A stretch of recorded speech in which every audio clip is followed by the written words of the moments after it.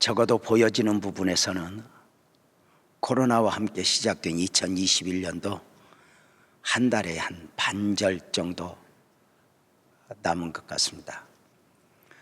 오늘이 17일입니다. 오늘 금요 기도회가 마쳐지면 다음 주에는 24일 성탄 2부 예배로 드려지게 되고, 금요일 그 다음 주는 31일 송구 영신 예배로 드려지게 되니, 늘상 드려지는 금요 성령 터치로 하면 2021년 오늘이 정상적으로 마지막 기도회라 말씀을 드릴 수 있습니다. 연희회와 마찬가지로 지난 한 해도 참 많은 일이 있었습니다. 국가적으로, 교회적으로, 또 성도들 삶에도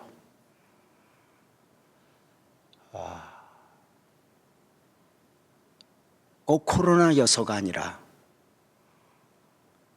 해마다 다사다난했던 한 해, 그러하지 않습니까? 많은 일들이 있었습니다. 사랑하는 성도님들에게는 어떤 일들이 있었습니까? 평범하게 접근하면 우리 가정에, 우리 교회에 어떤 일이 있었지? 사건을 중심으로 기록할 수 있겠지만, 믿음 안에서는 사실은 어떤 반응을 보였느냐가 더 중요하다는 것입니다. 한 해 동안 어떤 일들이 있었나, 나열함보다 더 중요한 것은 그 일들 앞에서 나는 어떤 신앙적 반응을 보였느냐입니다. 믿음은 반응이라는 말이 있습니다. 어떤 일이든 있을 수 있지만 그 일들 앞에서 왜냐고 묻기 전에 영적인 반응을 보여 우리 삶에 복을 만들어내는 영성, 참으로 소중하다 싶습니다. 한 해를 마무리하는 이때쯤이면 가장 많이 고백되어지는 은혜가 에베네셀의 은혜, 에베네셀의 하나님입니다. 여호와께서 여기까지 우리를 도우셨다입니다. 당시에는 버거웠고 당시에는 힘들었는데, 지나고 보니 하나님이 보여지고 하나님이 느껴지고 하나님이 만져지기까지 하는 고백들입니다. 지난 한 해, 지나온 삶, 사랑하는 성도님들에게는 막연하게가 아니라 분명하게 여호와 일의 하나님을 고백할 수 있으신지요? 여호와 일의 하나님은 분명합니다. 그런데 만약에 그리스도인임에도 불구하고 에베네셀의 은혜가 분명하지 않다면 그 이유가 무엇일까? 우리는 에베네셀의 하나님을 시간이 지나고 난 뒤에 언젠가를 돌아보며 은혜였어 그렇게 고백하곤 합니다. 왜 에베네셀의 하나님이 분명하지 않을까? 적어도 지금은 이렇게 말합니다. 하나님이 숨어 계시기 때문이다, 이렇게 말입니다. 하나님은 숨어 계실 뿐 아니라 숨어서 역사하시고 숨어서 도우시니 돕지 못하는 자처럼 도우시는 것입니다. 오직 믿음으로가 아니면, 하나님이 눈을 열어 깨달아 알게 하지 않으면 알 수 없는 은혜입니다. 잘 아시는 대로 2000년 전에 하나님이 사람의 몸을 입고 오실 때도 숨어서 오셨습니다. 하나님이 하나님처럼 오시는 것이 아니라 지극히 가난한 가정에 힘없는 아이로 오셨습니다. 예나 지금이나 힘의 논리가 진리가 될 정도로 지배하는 세대에서 가장 힘없는 아이로 오신 모습 속에서 누가 메시아를 볼 수 있었겠습니까? 그러나 눈이 열린 사람들은 아기 앞에서 무릎을 꿇어 경배했습니다. 공생의 사역, 마지막 사역도 하나님은 숨어서 사역하셨다, 이렇게 말을 합니다. 바다를 잔잔케 하시는 그분이, 없는 것도 있게 하시는 그분이 정작 마지막 사역은 때리면 맞고 끌고 가면 끌려가고 침뱉으면 침뱉음을 당하고 십자가에 달면 달린 채 죽어가는 모습으로 그 사역을 감당하셨습니다. 누가 그 처절한 모습 속에서 하나님을 볼 수 있었겠습니까? 숨어서 오셨고 숨어서 사역하셨고 오늘도 여전히 숨어서 역사하시고 에베네셀의 은혜로 우리와 함께 하심입니다. 하나님이 어디 있느냐? 하나님을 믿으려면 내 주먹을 믿어라 외쳐도 하나님은 상관없습니다. 하나님은 돕지 못하는 자처럼 때로는 우리의 문제 앞에서 아무것도 하지 못하는 하나님으로 오해를 받으시면서도 하나님은 지금 내가 너희 하나님이야 증명을 받으려고 하지 않습니다. 놀라운 것은 언젠가 시간이 지나고 보면 그것이 다 은혜여서 이렇게 고백하게 하시는 것입니다. 우리는 시간 속에 삽니다. 내일을 알 수가 없습니다. 내일을 내가 원하는 대로 만들 수도 없습니다. 그러나 하나님은 내일을 아시고 내일을 섭리하십니다. 놀랍게도 그 내일을 섭리하시는 가운데 하나님은 시간 속에 사는 우리로 하여금 언제인가 에베네셀의 하나님을 고백하게 하는 것이니, 우리가 잘 아는 대로 시간이 지난 뒤에 욥의 고백을 하게 되니, 욥기서 42장 5절에 보면은 욥이 내가 주께 대하여 귀로 듣기만 하였다니 이제는 눈으로 주를 배움나이다 고백을 합니다. 놀랍게도 이 욥의 고백은 모든 상황이 다 회복된 뒤에 한 고백이 아닙니다. 여전히 처절함 가운데 있지만 영적 눈이 열린 가운데 내가 하나님을 눈으로 배움나이다, 하나님의 일하심을 고백하게 됩니다.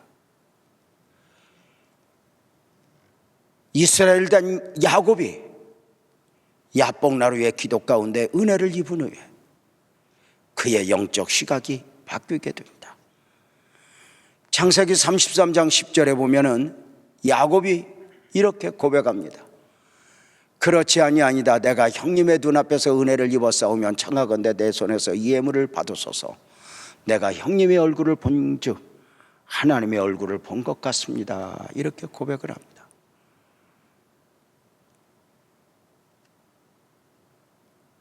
사실 육적 시각으로 바라본 에서는 언제나 야곱에게 문제였습니다.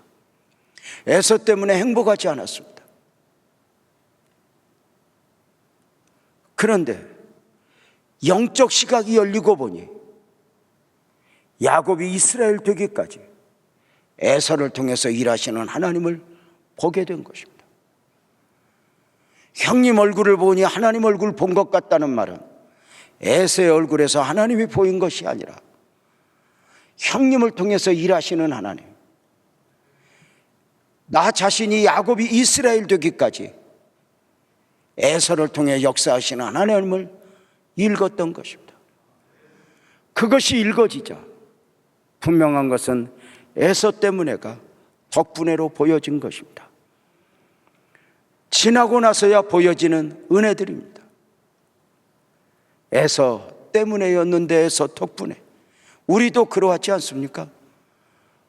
고난 때문에, 역경 때문에, 가난 때문에, 질병 때문에, 그런데 언제인가 은혜를 입으면 어두웠던 만큼이나 담겨진 은혜들이 있었고, 그 은혜가 보여지는 순간 때문에가 덕분에로 이렇게 말입니다.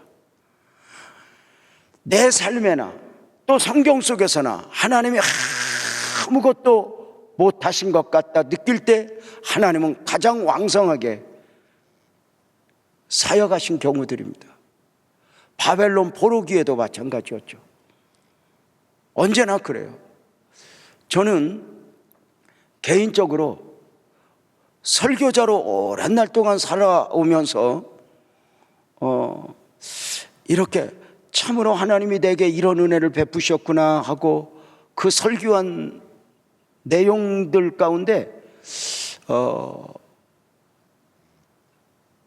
애굽의 430년 보이지 않는 가운데 역사하신 하나님, 이스라엘 백성들은 애굽의 고통 가운데 하나님이 어디 계신가? 하나님이 조상들의 하나님이지 우리들의 하나님은 아니다. 과거의 하나님이지 지금의 하나님은 아니다. 하나님이 만약에 아브라함에게 하나님이 되었듯, 이삭에게 하나님이 되었듯, 야곱에게 하나님이었듯 우리에게도 하나님이었다면 우리를 이렇게 노예로 살도록 버려두지 않았을 것이다. 자신의 형편 앞에서, 형편 안에서, 자신의 사고 안에서 하나님을 판단하고 하나님의 유무를 이야기했던 저들.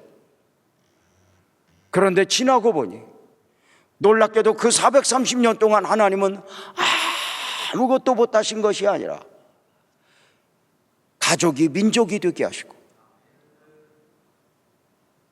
그리고 70명이 60만, 200만이 되게 하시는 가장 왕성한 역사, 하나님의 뜻과 섭리 가운데 그 모든 것들이 현실이 되게 하시는 그 하나님의 은혜를 볼 수 있었다는 것입니다. 지나고 보면 그러하지 않습니까? 하나님이 아무것도 하시지 않았던 것 같은데 어느 날 보니까 가장 큰 은혜가 보여지는 경우 말입니다. 여러분은 그러한 경험 없으십니까? 분명한 것은 영적 눈이 열리는 순간 때문에가 덕분에로 보여지는 에베네셀의 하나님의 은혜를 이야기하죠. 오늘 우리가 함께 읽은 시편 30편에서도 역시 에베네셀에 대한 고백을 우리가 보게 됩니다. 시편 기자는 자신의 삶을 밤이라 이렇게 표현합니다. 깊은 밤, 한 치 앞도 내다볼 수 없는, 어찌할 바를 모르는 그 현실을 밤이었다고 표현합니다. 그래서 그 밤이 한없이 길어, 그 밤이 자신을 끝낼 줄 알았는데 지나고 보니 그 밤은 단순한 밤이 아니라 하나님의 섭리 가운데 아침을 주시기 위한 밤이었었다는 것입니다. 그래서 시편 기자는 아침을 만들어주시는 하나님을 노래합니다. 하나님의 창조 원리에 있어서도 동일한 선포는 저녁이 되고 아침이 되니 이는 첫째 날이니라 입니다. 저녁이 되고 아침이 되니 이는 첫째 날이니라. 둘째 날도, 셋째 날도, 넷째 날도, 다섯째 날도, 여섯째 날도 동일합니다. 무엇을 알려줍니까? 저녁이 없는, 밤이 없는 아침은 있을 수 없다는 것입니다. 자연에서만이 아닙니다. 삶의 현실에서도 우리가 기다리는 아침은 밤이 지난 후에, 깊은 밤이 지난 후에 있어지는 것입니다. 하나님은 놀랍게도 깊은 밤에 아무것도 하시지 않는 것이 아니라 아침을 만드시듯 내 인생의 깊은 밤에도 하나님은 언제나 아침을 만들어주시는 하나님이었습니다. 사랑하는 성도님들은 아침을 만들어주시는 하나님을 믿으시기를 주님의 이름으로 축복합니다. 우리의 삶에 있어 우리가 사모하는 아침은 밤이 지난 후에 있어집니다.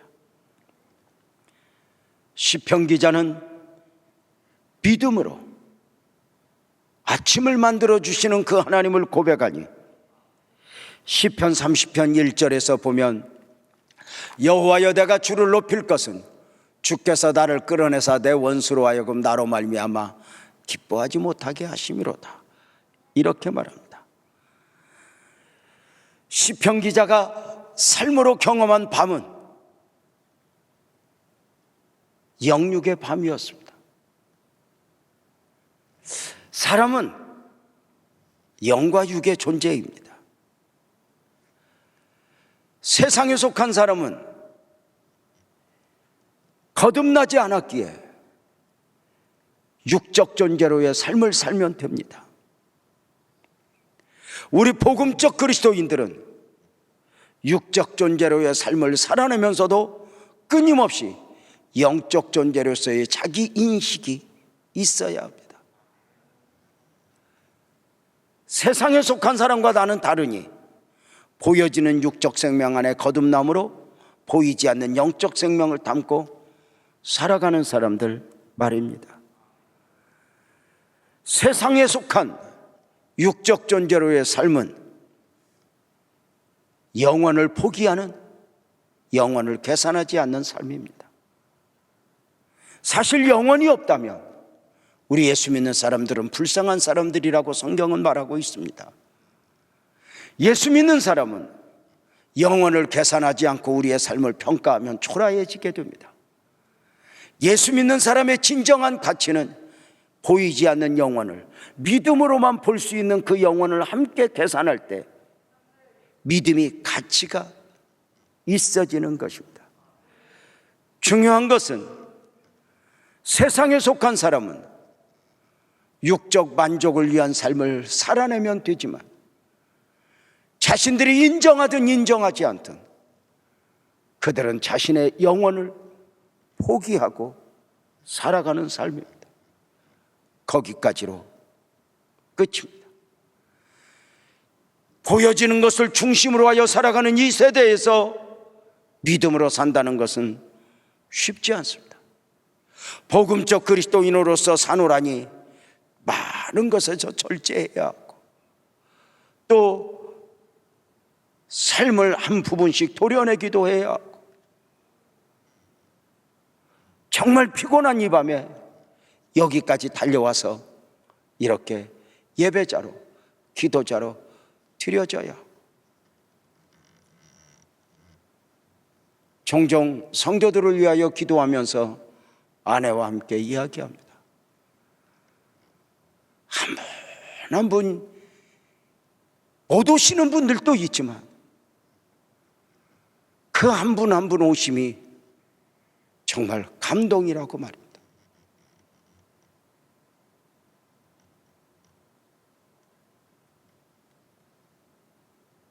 이렇게 금요일 예배를 드려놓으라면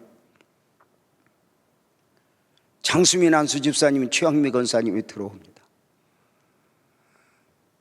저는 그들이 어떻게 버겁게 사는가 알기에 저들이 들어오는 모습을 보노라면 저는 눈물이 핑 돕니다.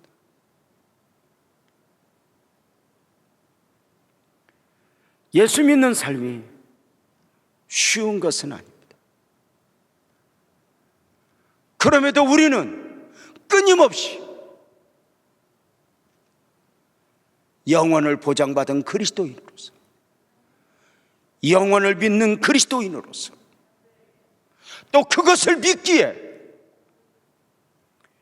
땅에서 얼마든지 누릴 수 있는 것들을 스스로 내려놓고 절제하며 삶을 사는 것이 땅에서 심고 하늘에서 거둔다, 이 믿음을 가지고 달려가는 것입니다. 우리가 함께 신앙생활하지만 때로는 사람들이 나를 알아주지 않습니다. 그럼에도 불구하고 영적 시각을 가지고 계신 하나님은 나를 아실 거야. 나를 아실 거야.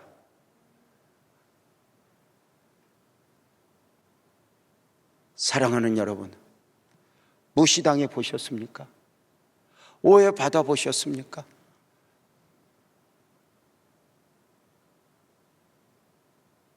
저도 부족했던 만큼이나 무시당해 보았습니다.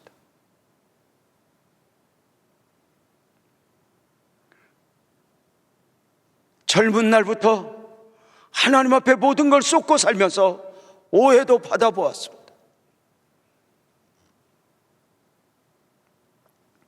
그러나 하나님은 언제나 함께였습니다. 우리가 깊은 밤을 만나도 적어도 영적으로 문제가 없으면 육적 문제는 문제가 아니게 됩니다. 그런데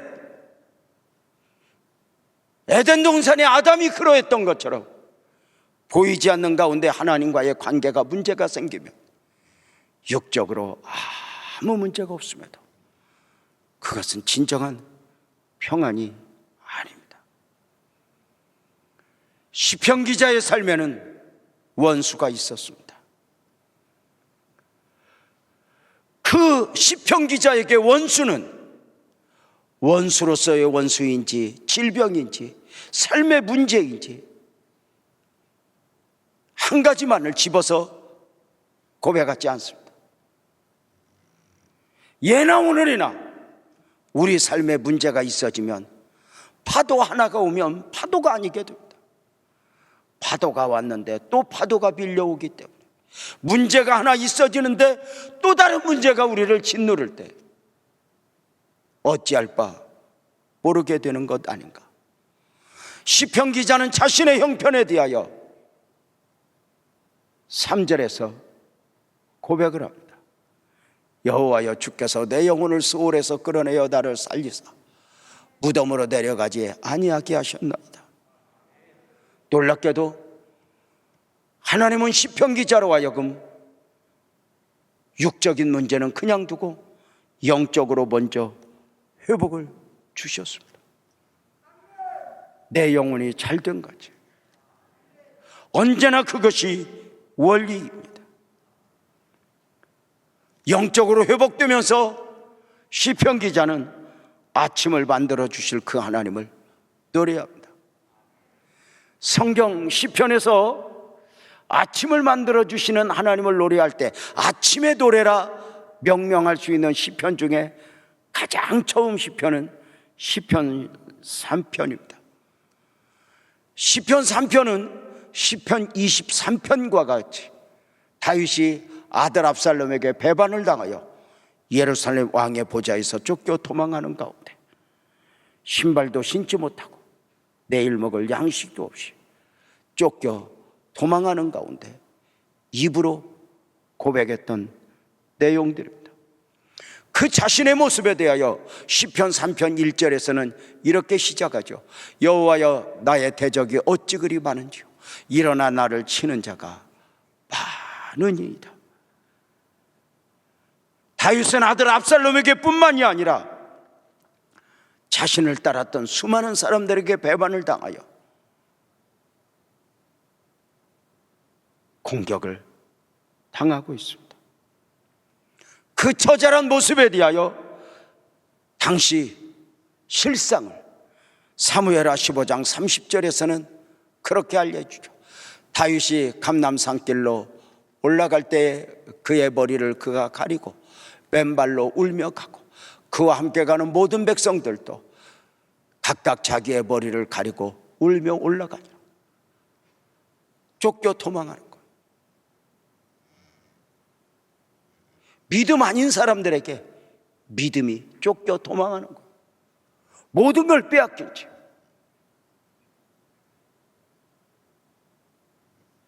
신발도 신지 못했어. 내일 먹을 양식도 없어. 어디로 가야 할지 몰라. 지금도 누가 나를 죽일까, 우리를 알아보면 죽일까요? 머리를 다 가리고 도망하는 중. 그런 가운데 스스로의 생각에도 사람들 말소리에도 들리는 말이 이런 말이에요. 시편 3편 2절이죠. 많은 사람이 나를 대적하여 말하기를 그는 하나님께 구원을 받지 못한다 하나이다. 너를 보니 하나님이 없어. 하나님이 너를 떠나셨어. 이제 하나님이 너를 구원하지 않을 거야. 그 처절함 속에 놀랍게도 다윗은 저들을 원망하지 않습니다. 저들과 씨름하지 않습니다. 쫓겨 도망하면서 여호와는 나의 목자시니 내가 부족함이 없으리로다 고백합니다. 이렇게 표현하죠. 다윗은 최악의 상황 속에서 그 입술에서 믿음을 놓아버리지 않았다. 그 언어에서 믿음을 놓지 않았다.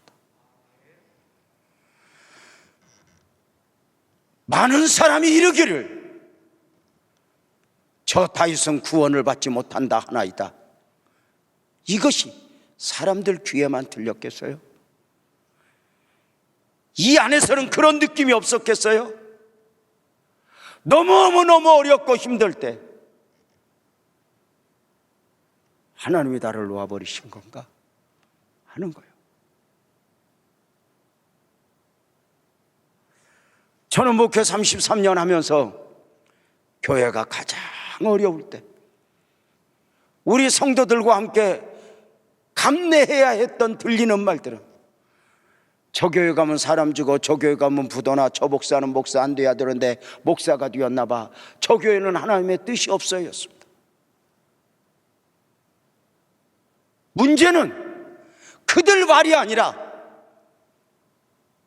자존감이 무너진 가운데 내가 생각해도 그런 느낌이 있는 겁니다.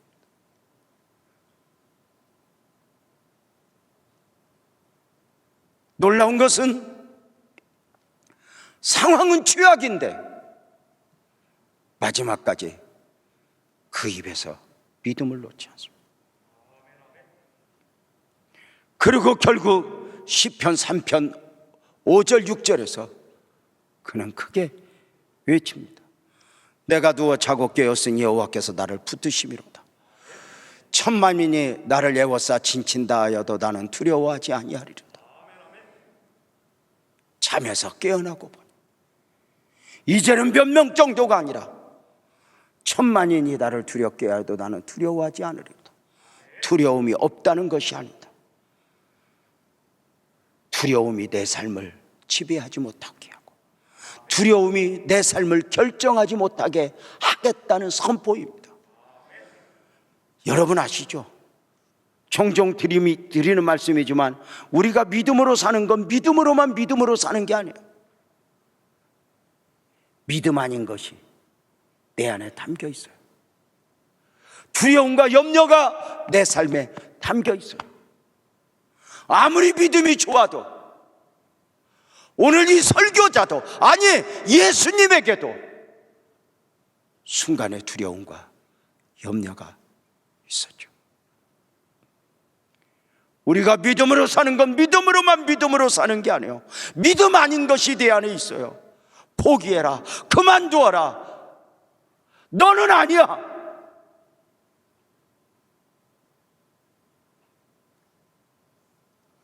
그러나 그 두려움과 염려가 내 삶을 지배하지 못하도록, 그 두려움과 염려가 내 삶을 결정하지 못하게 하는 것입니다. 내 안에 신음소리를 내듯 작은 겨자씨만한 믿음이 오히려 내 삶을 이끌고 내 삶을 지탱하게 하고 또 한 번 겨자씨만한 믿음을 가지고 또 선포하니 천만인이 나를 예워쌀지라도 몇 명 정도가 아니라 10,000,000명이 나를 짓밟으려 해도 나는 두려워하지 않을 거예요.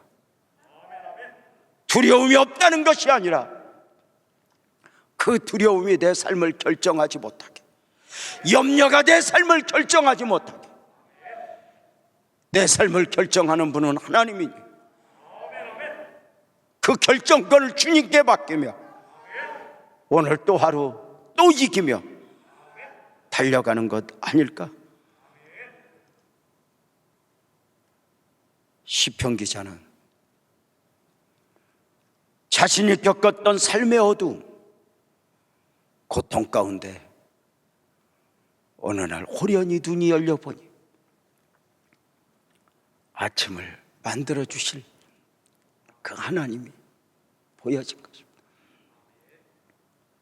그리고 실제적으로 아침을 맞고서 모든 문제가 해결되는 보여지는 은혜들이 있었습니다. 사랑하는 여러분, 지나고 보니 보여지는 은혜입니다. 깊은 밤을 지난 가운데 영적으로 먼저 아침을 보면서 모든 삶에 있어서 또 아침이라는 상황을 맞으면서 보여지는 은혜들이 무엇인지 아십니까? 가장 큰 은혜는 그 문제가 해결되었다가 아니라 그 깊은 밤에 기도할 수 있었다는 것이 은혜였다는 거예요.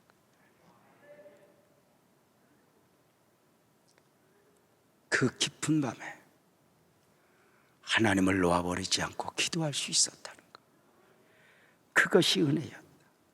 그래서 시편 30편 2절 8절에 보면 여호와 내 하나님이여 내가 주께 부르짖으며 나를 고치셨나이다. 여호와여 내가 주께 부르짖고 여호와께 간구하기를 이렇게 말합니다. 지나고 보니 그 처절함 가운데 압살롬에게 쫓겨 도망하는 가운데일지라도 사울이 자신을 그렇게 죽이려 하는 가운데에서도 주파수를 하나님께 맞추어 기도할 수 있었다는 것, 이것이 소중한 겁니다. 진짜 기도의 사람은 응답에 매이지 않습니다. 내가 그리는 응답이라는 틀에 하나님을 가두지 않는다는 이야기입니다. 정말 기도자는 아는 게 있습니다. 문제 해결도 중요하고 응답도 중요하지만 그 문제 앞에서 기도를 놓아버리지 않았다. 이것이 은혜라는 것입니다. 왜일까? 왜일까? 지나고 보니 보이는 게 있어요. 당시의 문제가 해결되면, 그 문제만 해결되면 남은 내 인생의 문제가 하나도 없어지면 그 문제만 해결하면 돼요. 그러나 인생을 살아보니 깨닫는 거, 인생은 양파 껍질 같은 거예요. 양파가 이렇게 한꺼풀 벗기면 울면서, 언젠가 우리 아내가 양파를 잔뜩 갖다 놓고 이거 설교할 때만 하지 말고 직접 까봐요.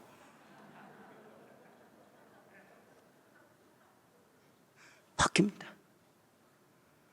하나 바뀌면 마지막인가 또 있고, 하나 바뀌면, 이게 인생 아니에요? 이번 문제 해결되면 그 다음 문제, 이번 문제 해결되면 그 다음 문제 아니에요? 그 문제만, 오늘 문제 앞에서는 이번 문제만 해결되면, 하지만 아닌 거예요. 왜 하나님의 사람이 깊은 밤에서 아침을 맞은 것도 감사하지만, 문제가 해결된 것도 감사이지만, 왜 그 깊은 밤을 보내면서 기도할 수 있었다는 사실을 더 큰 은혜로 보았는가? 바로 인생을 길게 보니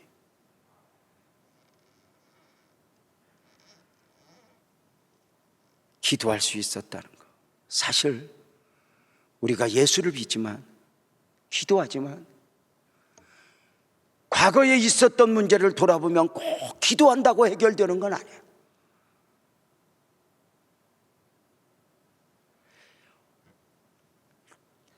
모양이야 다를지 몰라도 모든 문제는 내가 포기하지 않으면, 내가 나를 끝내지 않으면 모든 문제는 해답이 반드시 있어집니다. 기도하지 않아도. 그렇지 않아요? 그런데요, 진짜 은혜는 그때 문제 해결받았어가 아니에요. 그 처절함 속에서 하나님을 의지했던 만큼. 저는 얼마든지 고백할 수 있을 것 같아요. 개인적으로 목회 33년 깊은 밤을 지내면서 우리 성도들 다 아는 이야기지만 아내가 많이 아팠죠.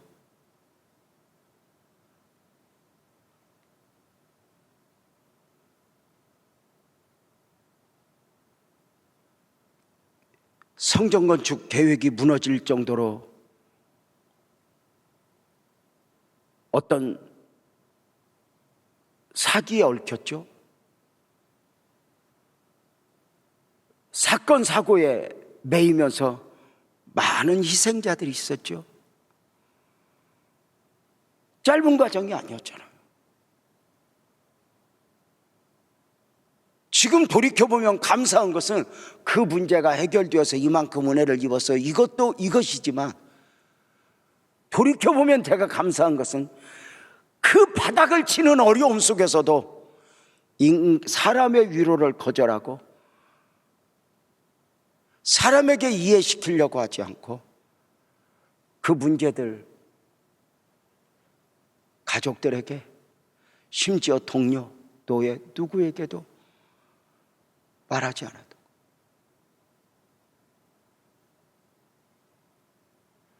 이 예배당을 건축하고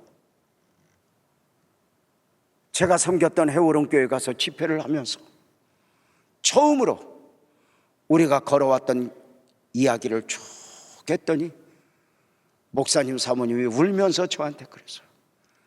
그렇게 어려우면 이야기하지, 그렇게 힘들면 이야기하지. 돌이켜보면 내가 어찌 그리할 수 있었지? 하나님이 그렇게 하게 하셨겠죠. 사람의 위로는 해답이 아니라는 걸 알았어요.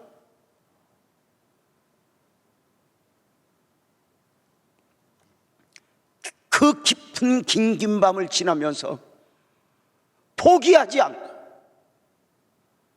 주파수를 하나님께 맞추고 기다릴 수 있었다. 돌이켜보면 뭐 그걸로 해서 이렇게 복을 받았다, 결과물을 이렇게 뭐 간증하는 건 온전한 것이 아니에요. 그러나 분명한 것은 시편 기자가 아침을 맞으면서 아침을 만들어주신 하나님을 이야기하면서 돌아보니 진짜 은혜는 그 긴 밤을 보내면서 기도를 놓아버리지 않았고 그 입술에서 믿음을 놓지 않았다. 여기에 대한 영적 자부심이 있는 거예요.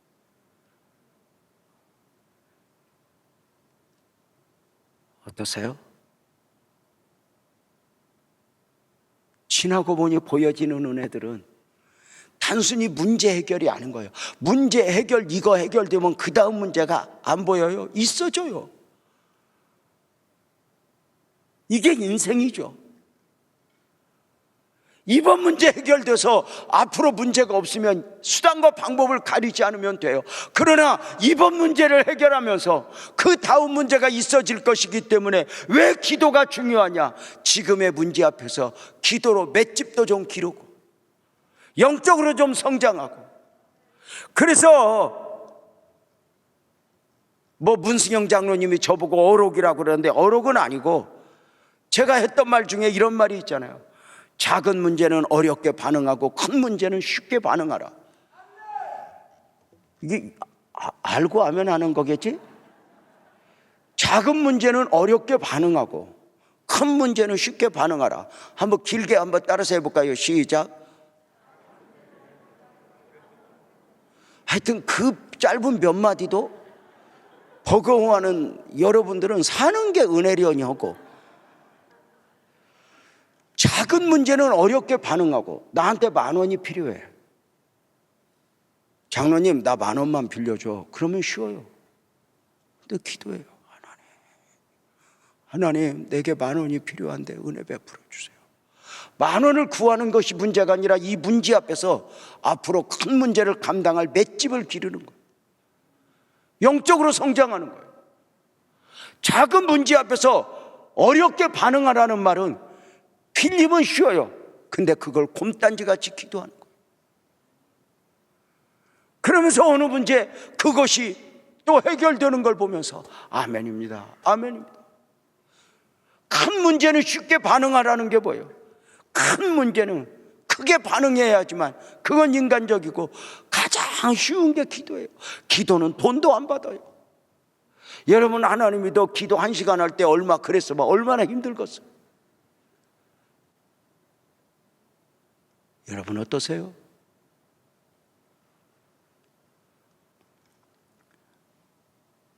돌아보니 믿음으로 견뎠던 거, 믿음으로 인내했던 거. 우리 그러지 않아? 힘들고 어렵고 억울하다고 할 때 누구한테 인간적으로 하소연하면 돌아서면서 찝찝하고 괜히 이런 느낌 없어요? 근데 아무리 억울해도요, 주님 아시죠? 그리고 딱 하면 그 묘한 은혜들이 있어요. 설명할 수 없는.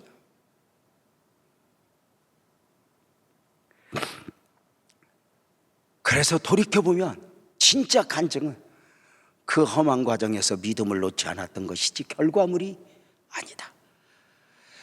그래서 간증하러 다니는 분들 중에 위험한 경우들이 뭐냐면 결과물들을 인간적인 방법으로 만들어내고 이것이 하나님의 은혜로 포장해서 하나님께 영광을 돌린다고 표현하지만 우리가 그렇게 어거지로 하나님께 영광을 돌려야 할 만큼 만들어서라도 하나님께 영광을 돌리면 하나님이 영광을 받으셔야 할 만큼 가난한 분이 아니에요. 그냥 힘들면 힘들다고 징징거리면 돼요. 억울하면 억울하다고 징징거리면 돼요. 다만 그것을 하나님 앞에 하는 거죠. 광야 이스라엘 백성들이 원망하고 불평하다 망했어요. 근데 성경에 보니까 모세도 원망했고 다윗도 원망했다는 말이에요. 근데 모세의 원망, 다윗의 원망이 문제가 되지 않는 이유가 뭐예요? 그들이 하나님을 향한 거예요. 사람 앞에서는 안 해요. 하나님 앞에 다 쏟는 거죠. 참 신기한 거죠. 하나님 앞에는 아무리 울고 불고 쏟아도요 피곤하질 않아요. 그게 영적인 은혜들인 것 같아요. 그런데 사람 앞에서 울고 하소연해봐요, 진짜 지쳐버려요.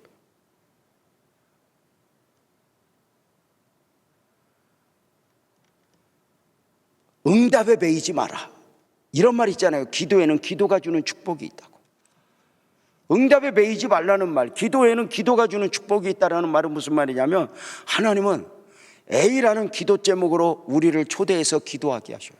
그리고 응답과 축복은 B로 줘요.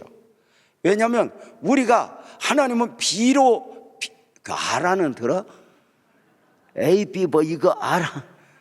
하나님이 우리에게 진짜 필요는 B인데 어린아이들이 그런 것처럼 우리가 B라는 것을 귀하게 알질 않아요.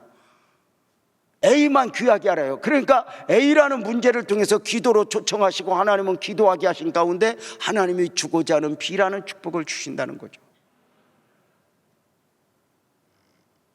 그래서 우리가 기도에는 기도가 주는 축복이 있어요. 응답이 안 되어도 낙심할 필요 없어요. 하나님을 의지하면 의지한 만큼 가치가 있어요. 자, 중요한 건 기도하지 않으면 기도가 주는 축복을 누릴 수가 없는 거죠. 사랑하는 성도님들, 시편 기자는 아침을 만들어 주실 그 하나님을 믿고 지나고 보니 가장 큰 은혜는 내가 이렇게 돈을 벌었다, 내가 이렇게 뭐를 했다가 아니라 그 긴긴 시련 가운데 예배에서 멀어지지 않고 기도에서 멀어지지 않고,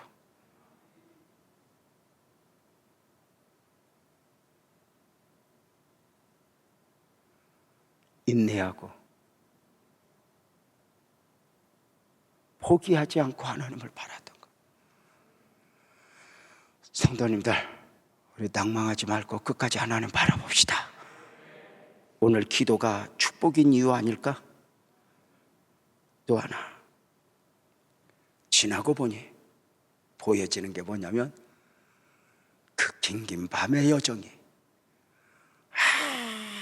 한없이 긴 줄 알았는데 아침에 보니 그 긴긴 밤은 잠깐이었다는 거예요.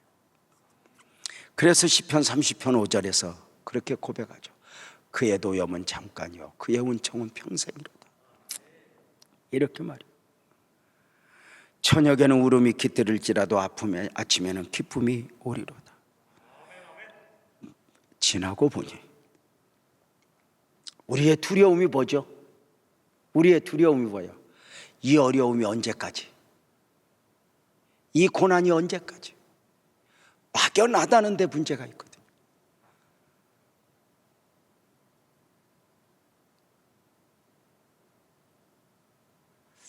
그러나 하나님은 막연하지 않잖아요.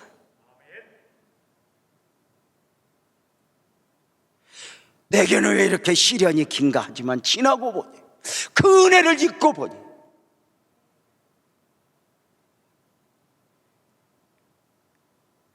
잠깐이었다. 이렇게 고백하는 거예요.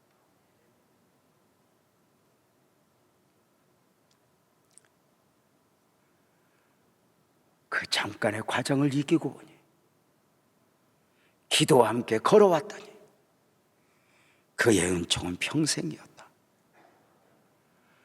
그리고 그 밤에 도도하게 흐르는 은혜들이 있었다. 30편 6절에 보면 이렇게 고백하죠. 내가 형통할 때에 말하기를 영원히 흔들리지 아니하리로다. 우리 성도들은 형통이라는 단어를 잘 아시죠? 내 삶의 굴곡 가운데 담겨진 하나님의 섭리. 나는 힘들지만 하나님은 쉬지 않고 일하신다. 내 삶은 아무것도 못하는 것 같지만 하나님은 쉬지 않고 일하신다. 지나고 보니 잠깐이었다. 문제는 내게 올 때 나를 종점으로 오는 것이 아니라 정거장 삼아 지나가는 것이니 두려워하지 말자. 절망하지 말자. 시편 기자의 애절한 호소입니다. 문제 앞에서 네가 이기냐 내가 이기냐, 믿음의 맷집을 가지고 말없이 주님 보며, 외로우면 외롭다고 어디 가서 호소하지 말고, 누구 때문에 외로워하지 말고 외로운 만큼 주님 구하고,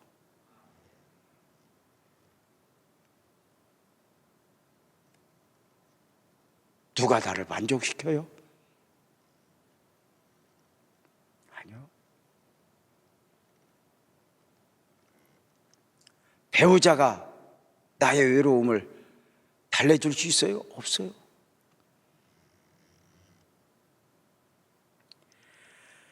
지나고 보니 보이는 거예요. 하나님을 오해했던 것들 다 보이는 거예요.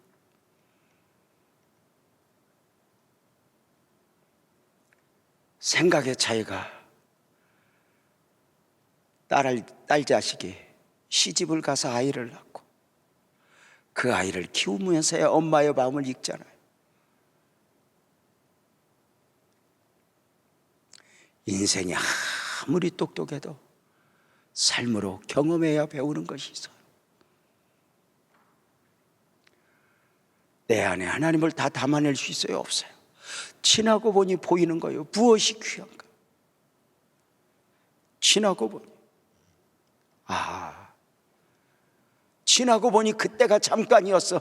지나고 보니 뭐가 보였다고 그랬죠? 지나고 보니 응답도 중요하고 문제 해결도 중요했지만 문제 해결보다 더 중요한 것이 있었어. 왜냐하면 한 문제가 해결된다 해서 그 다음 문제가 없는 게 아니라 인생은 삶은 양파 껍질이야. 이번 문제 해결되면 그 다음, 이번 문제 해결되면 그 다음, 늘 문제가 있어. 그래, 문제 해결도 중요하지만 더 중요한 건 무슨 일을 만나든지 기도할 수 있었다는 것. 지나고 보니 그것이 귀하고, 지나고 보니 그 처절함 속에서 예배에서 멀어지지 않았다는 것, 그것이 귀하고, 지나고 보니 그렇게 버거워했던 문제들은 한없이 길었던 것이 아니라 잠깐이었는데, 잠깐이었는데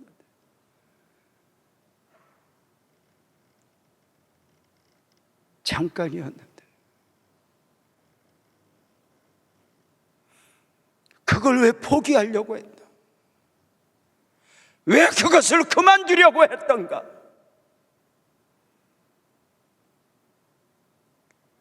사랑하는 성도님들, 우리에게는 염려도 두려움도 있을 수 있어. 그러나 그 염려와 두려움이 내 인생을 결정하게 바뀌지 마소. 누구 때문에 내 인생을 결정하지 마소. 누구 때문에, 누가 다 인정해 주지 않는다고 내 인생 결정하지 마세요.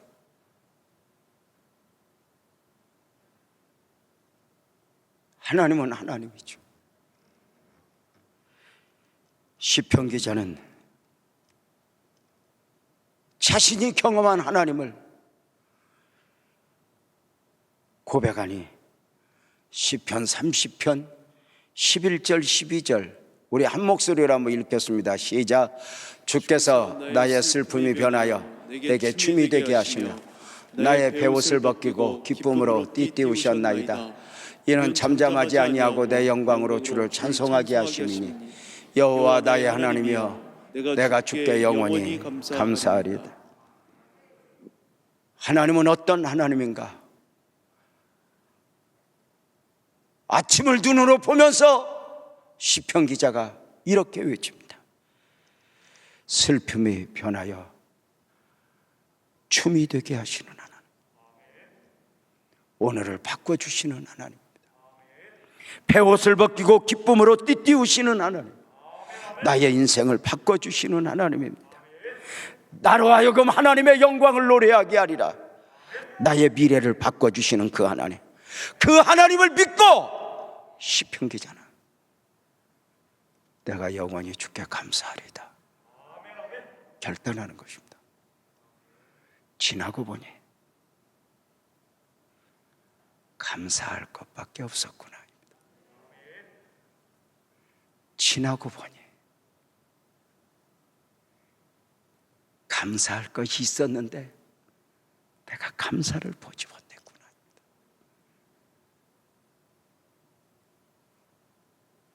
이제 말씀을 정리합니다. 놀랍게도 시편 기자는 아침을 만들어주시는 그 하나님을 처절함 속에서 노래하면서 긴긴 밤 지나고 아침을 눈으로 보면서 그 긴긴 밤을 지냈던 과정을 돌이켜보는 가운데 보이는 게 있어요. 무엇이었다고요? 진짜 축복은 내가 응답을 받았고 문제 해결을 보았던 것이 아니라 그 처절함 속에서 기도를 놓아버리지 않을 수 있었던 것. 지나고 보니까 보이는 거예요. 지나고 보니까.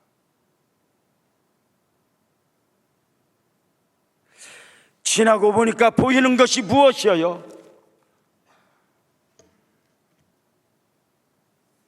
내가 그렇게 길게만 느껴졌던 아픔들이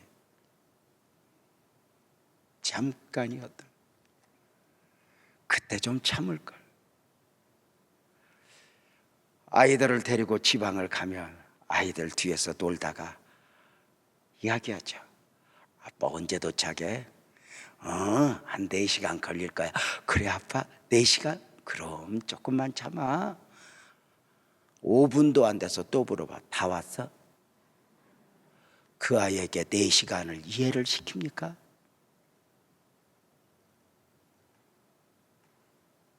우리는 그렇게 긴 시간들이었는데, 어쩌면 나는 이렇게 병들다 아프다가 내 인생 끝나버리나 봐. 잠깐이더라. 포기하지 말라는 거예요. 그만두지 말라는 거예요.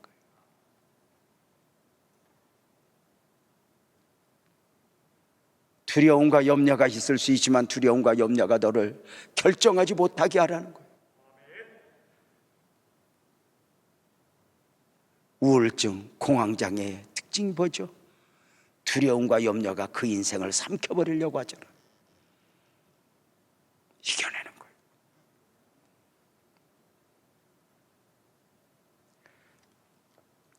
지나고 보니 보이는 게 있어요.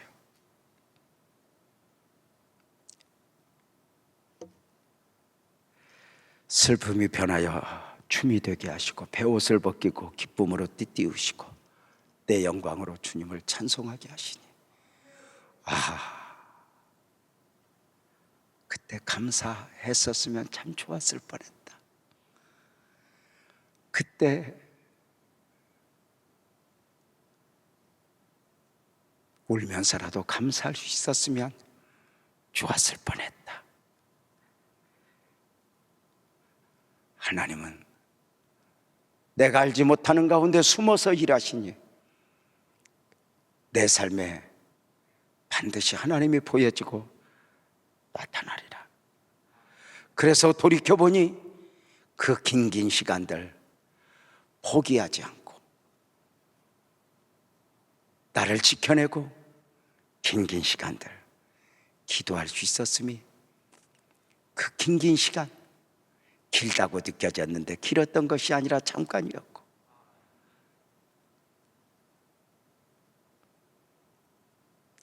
그리고 감사여야 했다는 것이죠. 지나고 보니 감당 못할 시험도 아니었어요. 그때는 죽을 것 같았는데 지나고 보니 보이는 게 있어요. 정말 내가 힘들어했던 것은 문제가 커서가 아니라 내가 어렸기 때문에 그래요. 내가 문제보다 더 크면 문제가 문제로 아니게 되는 거 아니겠어요?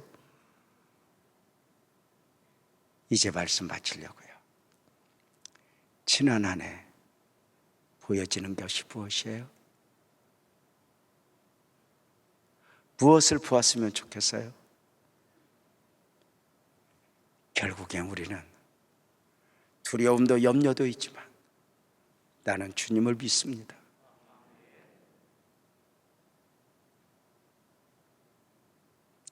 옛날 목사님들이 믿습니까? 하면 아멘하고 믿습니다 10번을 하고 100번을 하라고 했던 이유가 뭐예요? 단순한 것 같았지만 그것이 나를 이기는 방법이었어. 지키는 방법.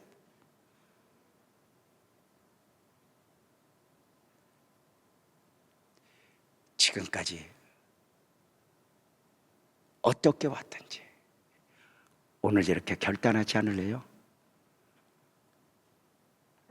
남은 12월